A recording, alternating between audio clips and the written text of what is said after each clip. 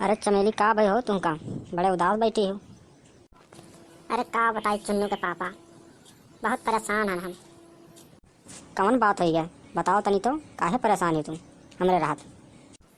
निरहु आए रे कहत रहे कि चलो गाना गा दियो तो बताओ का करी।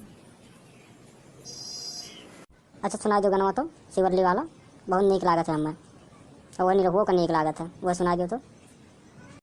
हाँ हाँ चमेली वह वाला गाना सुना दियो हम कहीं। वह सुना करती हम तुमसे कब नहीं कही था, तब काचू डॉक्टर से पूछ कर तब बताई तो डॉक्टरों का बुला के लेके आए हैं। अब तो सुनाई दियो शिवरली वाला, पुष्पा राज वाला।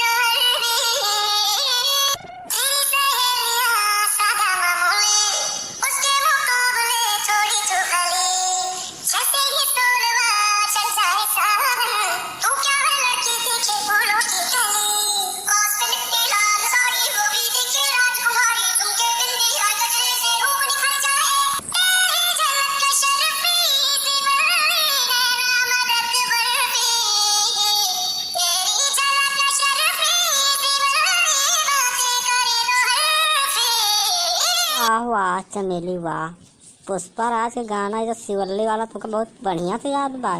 लागत है पुष्पा राज के बहुत बड़ा फैन है तू।